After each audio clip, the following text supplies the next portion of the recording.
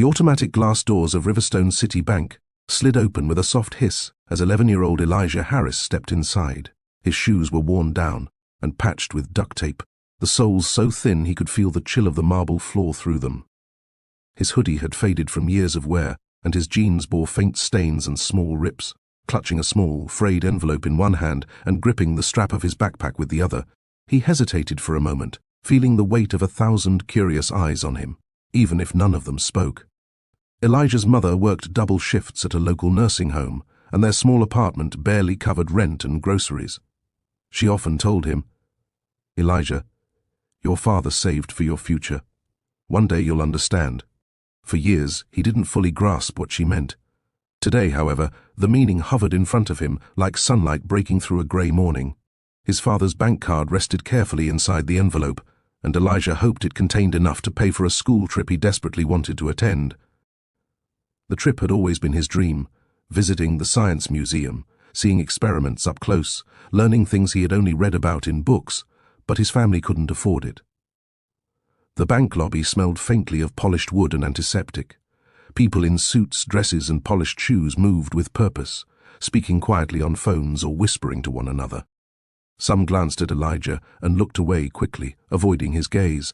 Others whispered under their breath, casting judgmental looks at the boy who seemed so out of place. Elijah lowered his eyes, wishing he could disappear into the floor. He had grown used to being overlooked, dismissed, or even mocked.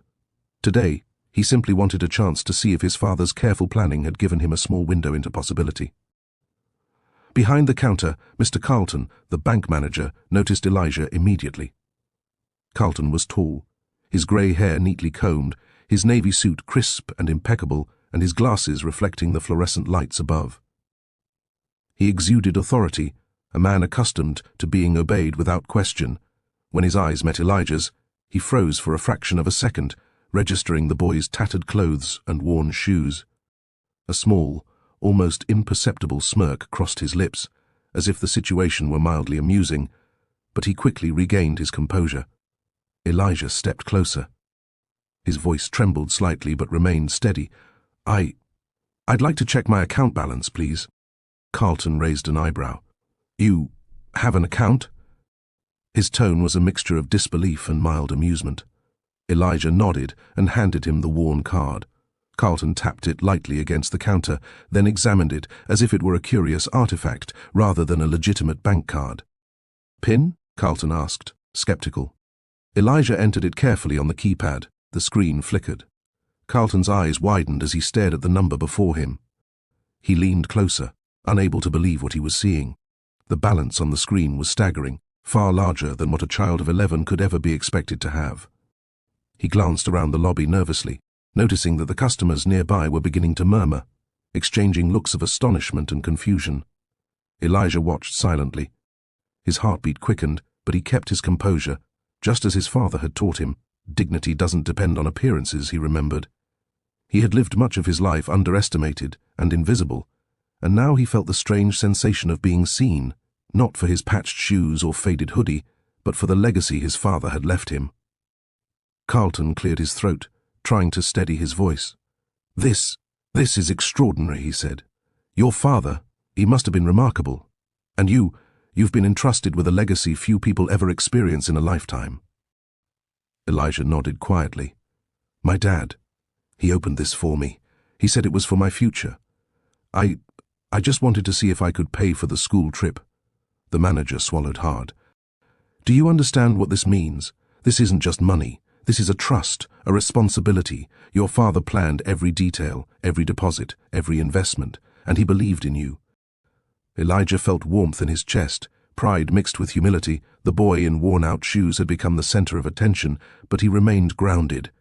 This moment wasn't about wealth, it was about responsibility, legacy, and honoring his father's careful planning. Around the lobby, the whispers had grown softer, turning into curious glances and small nods. People were no longer judging him. For the first time, Elijah felt the rare and exhilarating sensation of being recognized for something more than appearances. As he stepped toward the exit, he realized that the world could misjudge him, but the truth of who he was and what he carried inside, resilience, patience, and love, could never be taken away. His worn-out shoes squeaked softly, marking each step of a boy whose journey had only just begun, a boy now capable of stepping into a future far greater than he had ever imagined. Elijah's small frame seemed even smaller against the polished marble counters of Riverstone City Bank. The lobby, which had felt imposing when he first walked in, now seemed almost alive with a tension he had never experienced. Customers whispered behind their hands, glancing repeatedly at the boy in worn-out shoes who had just revealed a balance no one could believe. Even the tellers who had dealt with wealthy clients for decades paused mid-task, staring at the screen in disbelief. Behind the counter, Mr. Carlton, the bank manager, had not moved from his station. His fingers rested lightly on the keyboard, yet his eyes were locked on the monitor, flicking back and forth as though the numbers might change if he stared long enough. The balance in Elijah's account was beyond what he had ever seen. Even in the wealthiest clients he had managed over 20 years. Millions carefully invested, untouched, a legacy left by a father who had planned meticulously for his son's future. Carlton finally cleared his throat. "Elijah, do you understand what this means?" he asked, his voice trembling slightly despite his effort to maintain authority. "Do you know how extraordinary this is?" Elijah looked up at him calmly, as though he had expected this reaction all along. I think so," he said softly. "But I just wanted to see if I could cover the school trip, that's all. I didn't want to show off." The manager blinked. He had expected awe, but not the quiet humility emanating from the boy before him. Carlton's authority, usually unshakable, felt fragile. He leaned back slightly, rubbing his temples, trying to process the reality of the situation. Here was a child, dressed in tattered clothes and worn shoes, who possessed a fortune most adults could only dream of, and he carried himself with more dignity than anyone Carlton had ever seen. Whispers grew louder in the lobby. Customers who had initially laughed or judged now leaned forward, curiosity overtaking their skepticism. "Is that really his account?" one woman asked quietly to a friend. "I thought it was a mistake," whispered a man in a business suit. "No mistake," said a teller under her breath. "I've never seen anything like it."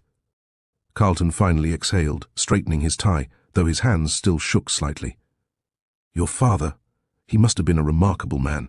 And you, Elijah, have inherited more than money. He left you trust, foresight, and responsibility. This is rare, very rare." Elijah nodded slowly, feeling the warmth of pride swell in his chest. For years, he had been overlooked, judged by his shoes, his clothes, even the quiet way he moved through the world. Today, for the first time, he felt seen, not for appearances, but for who he truly was. The legacy of his father's love and careful planning now radiated through him in a way that was both humbling and empowering. A young teller, glancing nervously at Carlton, finally stepped forward. "Sir, should we explain the investments and interest rates to him? Make sure he understands?" Carlton shook his head. "No, that's not necessary right now. This isn't about numbers or accounts. This is about trust, about legacy, and about the responsibility a father placed in the hands of his son. That is what Elijah needs to understand first." Elijah's mother arrived a few minutes later, exhausted from her long shift. Her eyes widened when she saw him standing calmly at the counter, the balance displayed on the screen. "Elijah?" she whispered, rushing forward. She grasped his shoulders lightly, disbelief and pride mingling in her eyes. "Mom, it's okay," Elijah said, offering a small, reassuring smile. "Everything's okay."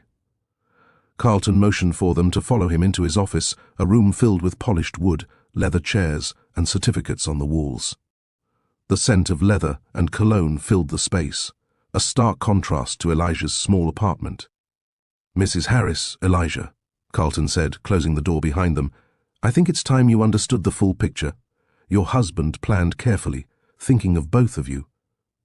This account is more than money. It is a testament to trust, love, and responsibility. And Elijah, you have already shown the maturity to honor it." Elijah listened, absorbing every word. His father's careful instructions, the meticulous planning over years, the unwavering trust, it all finally made sense. This wasn't just a bank account, it was a bridge from a past filled with love and sacrifice to a future of opportunity, responsibility, and purpose. Outside the office, the lobby slowly returned to a quiet hum, but the energy had shifted. People no longer whispered with judgment. Instead, they looked on with curiosity, admiration, and something like respect. The boy who had once been invisible had left an impression no one could ignore. As he walked out of the bank with his mother that afternoon, the winter air cold against his face, Elijah felt something he had never felt before: confidence. He had faced judgment, doubt, and skepticism, and yet he had remained steady. For the first time he realized that the world's respect wasn't something to chase. It was something earned quietly, with dignity, patience, and integrity. Elijah's worn-out shoes squeaked against the pavement, but each step felt purposeful, deliberate, and filled with potential. He was still the boy from the small apartment, still the boy with patched clothes, but now he carried something far greater than anyone had expected: the knowledge that he could rise above judgment, honor his father's legacy, and begin to shape his own extraordinary future.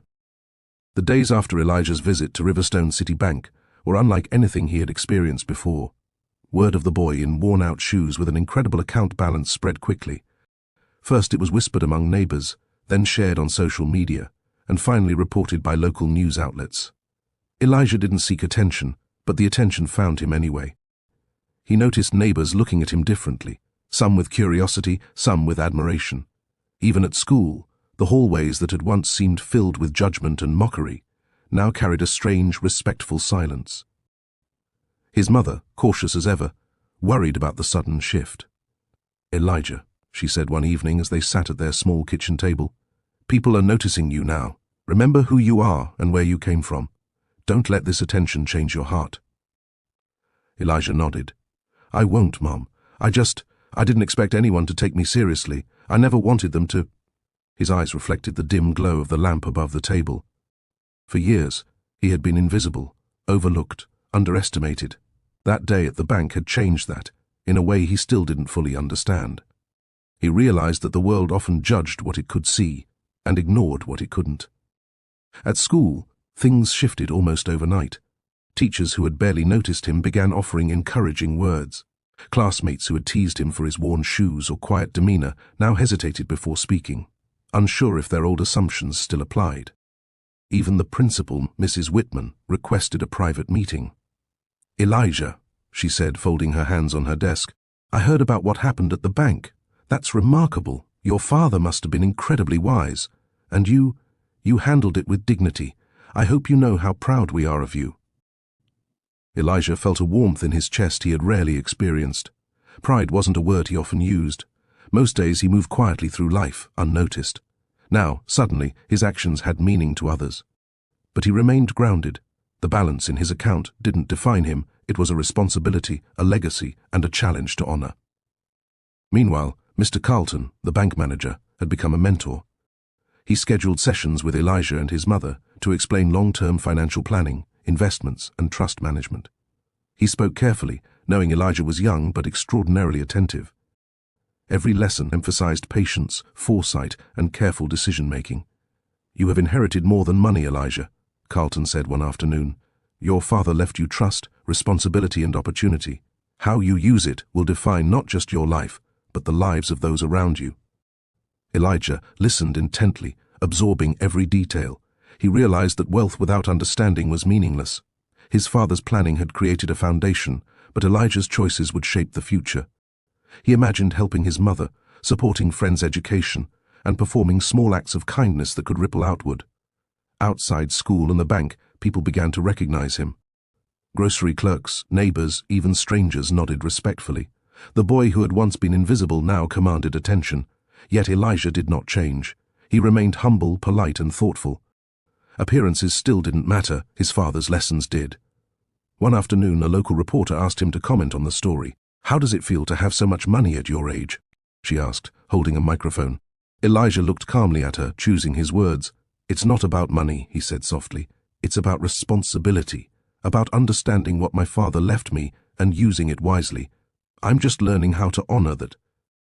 The reporter raised her eyebrows in surprise, impressed by his maturity. Clips of Elijah's calm response went viral, not for flashy gestures, but for the sincerity of his words. People admired the quiet strength of a boy underestimated for so long.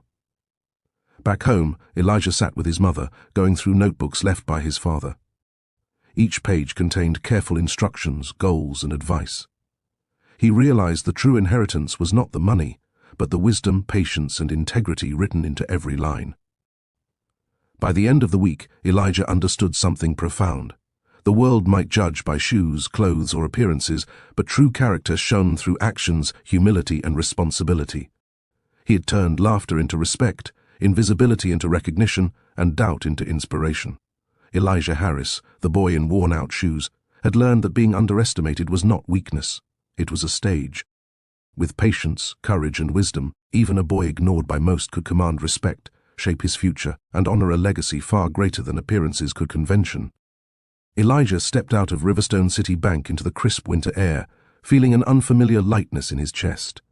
The streets were bustling with cars, pedestrians, and the ordinary chaos of city life, but he walked slowly, savoring each step.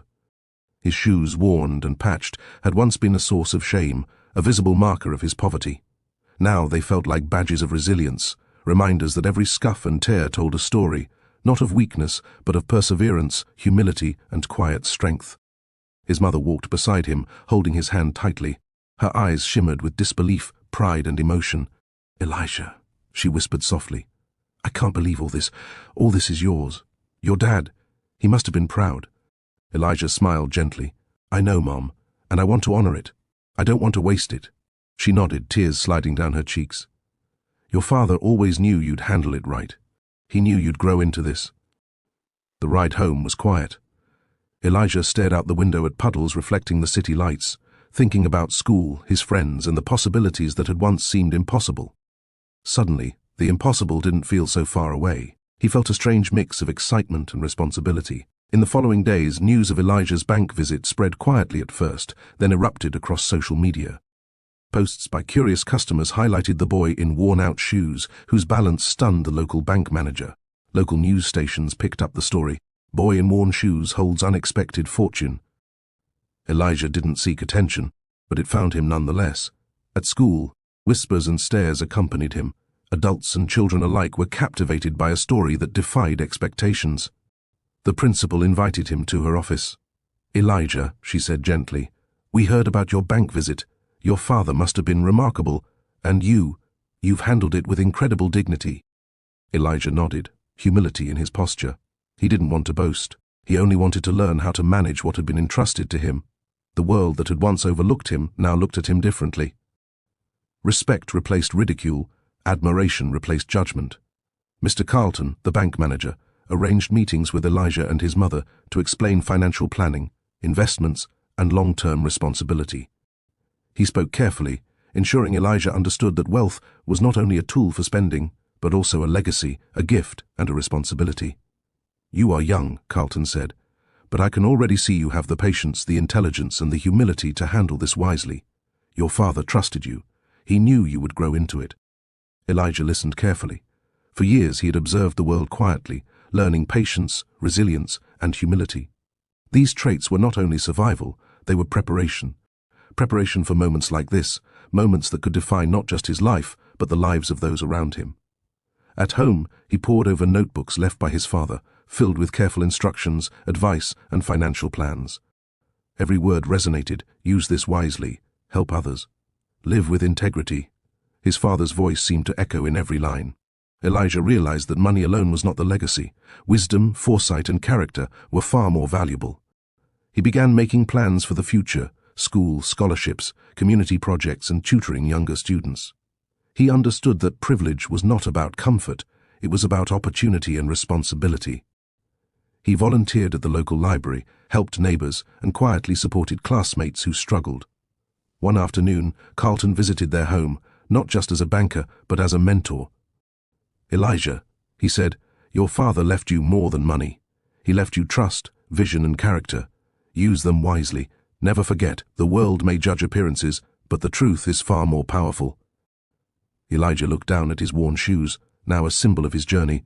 Each tear and patch reminded him of the path he had traveled. From being overlooked to being recognized, from being underestimated to being trusted with responsibility beyond his years. As he walked outside that evening, the sun setting behind the buildings, Elijah felt peace and determination. The world had underestimated him, laughed at him, and ignored him. But he knew now that wealth, shoes, or clothes didn't define a person. It was heart, vision, and the ability to rise above judgment. With every step, his worn shoes squeaked softly, marking the beginning of a new journey. Elijah Harris, the boy in worn-out shoes, had discovered resilience, responsibility, and purpose. His future stretched far beyond money or appearances. It was a path defined by integrity, wisdom, and the courage to honor his father's legacy. Elijah smiled. The journey was only beginning.